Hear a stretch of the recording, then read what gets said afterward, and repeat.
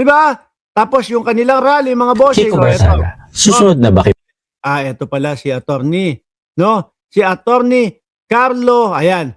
Kapag huhahanapin nyo itong tao na ito, na si attorney Carlo Ibanez, mga bossing, type nyo lang po attorney Carlo Ibanez doon sa Facebook, mga bossing. At syempre dito, dahil magre-reaction tayo doon sa kanyang video, ito mga kababayan, paborito ko ito. At nagiging paborito na po ng Team MR na content creator sa Facebook. Bakit to?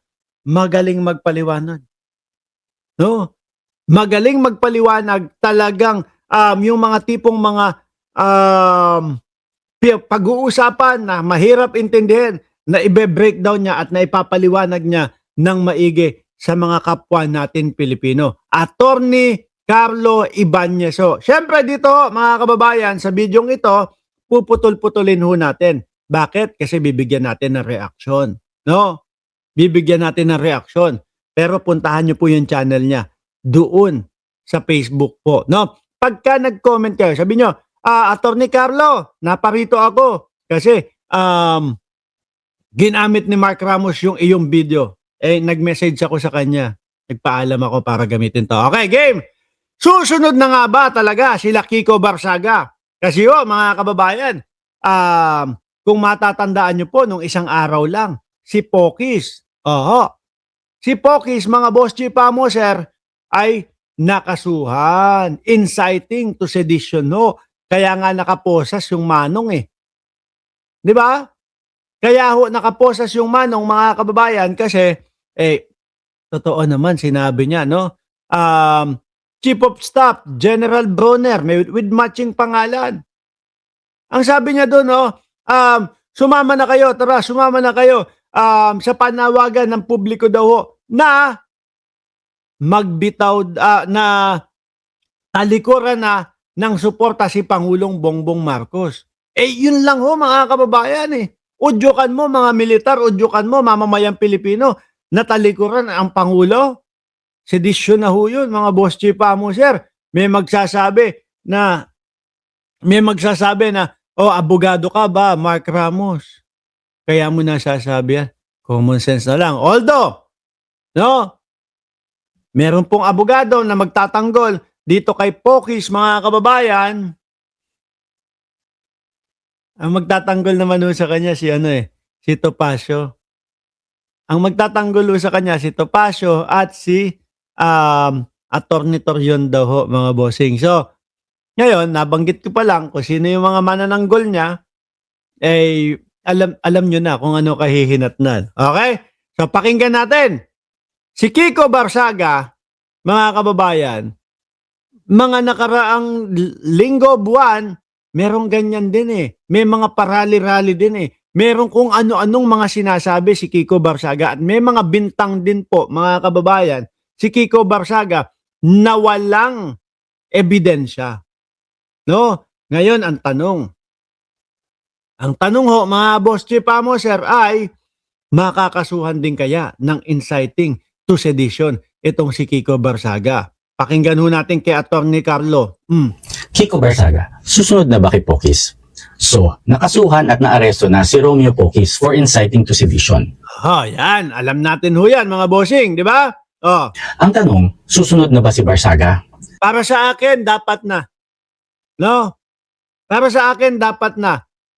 Akala nila, mga kababayan, porkit pinalagpas lang. Doon pa nga lang sa sa mga nakatira sa Forbes Park Ang tingin ko diyan, mga ilang buwan talagang aakyat yung kaso o kakasuhan mga kababayan ng mga taga Forbes Park. Biruin mo ba naman ang sabihin ni Kiko Barsaga, pinoprotektahan ng mga magnanakaw, yung kapwa nila magnanakaw. In English pa yata niya sinabi yon.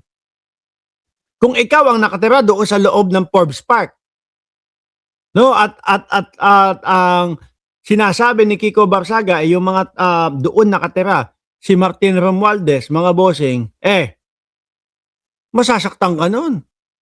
Bintang para sa inyo yun. Na pinoprotektahan ninyo daw. Tinawag kayo magnanakaw at pinoprotektahan ninyo yung kapwa magnanakaw. Tingin ko, diyan pa lang Tsaka yung ano, yung ang payapa-yapa ho, no? Mapayapa yung komunidad na yon at kaya nila pinili na diyan sila tumira upang sa ganon maproteksyonan yung kanilang seguridad. Mga bilyonaryo, milyonaryong tao ho yan. At ako ho naniniwala, mga boss chief amo, sir, na yung mga nakatira dyan, ano po, karamihan pa din ho, mga kababayan, ay lehitimong mayayaman na yumaman dahil nagsumikap. Tapos tatawagin ka lang, no? Pinoprotektahan ng mga magnanakaw, yung kapwa nila magnanakaw. Aba, kakasuhan ko yun kung ako nakatira dyan. Kaso hindi ho ako nakatira dyan. Mahal ho yan eh. Mahal yung lugar na yan. O tuloy, kaya attorney. Si Romeo Pocis kasi kinasuhan dahil sa mga pahayag niya sa isang rally kung saan malinaw na nananawagan siya sa mga miyembro ng armed forces na mag-withdraw ng support sa president. Ngayon, naalala nyo si Kiko Barsaga, may Yan. dalawang video na nilabas sa social media. Sa una, hinihikayat niya ang mga taga Visayas at Mindanao na huwag magbayad ng buwis at tumiwalag sa Republic of the Philippines. Ako po. Naalala nyo ho iyon? No? Sabi nga natin paano na yung mga taga Mindanao? Kapag ka nahiwala yung Mindanao, di may sarili ng passport sila at kailangan magpapatatak sila ng passport sa Luzon. Yung paghihiwala, si Jim, naalala ko si Jimmy Bondok din. Di ba? Sabi ni Chi, masaya ako, makakasuhan si Kiko Barsaga. Tsaka si Jimmy Bondok din, kung maalala nyo ha. Di ba? Ano ba yung ipinost niya simula nung hindi napayagan yung pagpapauwi kay dating Pangulong Duterte? Pakiremind nyo nga ako dyan sa comment section. No? Ang sabi niya, parang sige, pakiremind ako dyan sa comment section. Pero ano yun di ba, na-topic nga natin yun, sedition din yun, mga bossing, yung paghiwalayin, yung Mindanao, ihiwalay ang Mindanao sa Pilipinas. Nako, so Pocis, Barsaga, Kiko, Jimmy Bondok, maaari pala. Pero dito muna tayo kay Kiko Barsaga. Sa ikalawang video naman, nananawagan siya na magmarcha ang mga tao at pumunta sa Malacanang para tanggalin ang Pangulo sa pwesto. Sandali. Si Kiko Barsaga din ba, yung yung magdala ng lighter, siya ba din ba yung lighter boy? O iba yon? Yung ipinagtanggol nito Pasio na, hindi, magdadala po ng lighter para sindihan daw po yung kandila. Pero, kung iintindihin mo yung kanilang mga sinasabi, magdala ng lighter para sunugin yung Malacanang. Yun, di ba? Sabi ni Ma'am Neng Gigi, di ba ganyan din ginawa ni Digong pero hindi nila final charge. Yan ang di ko gusto kapag ka malaking tao. Ikaw ba naman, pa-filean mo pa ng charge, hindi ka pa masaya na nandoon na sa loob. Hayaan mo na. Hayaan mo na, no? Okay na yun. Ayun na, nandun na. Nagpapahinga na. Si dating Pangulong Duterte. Di ba? Dapat nga masaya yung mga DDS dyan Kasi namamahinga na ang dating Pangulong Duterte Iba lang yun, Boss Mark. Iba yung anyway. Si Boy Lighter, kilala ko na yun. Yung isang rallyista.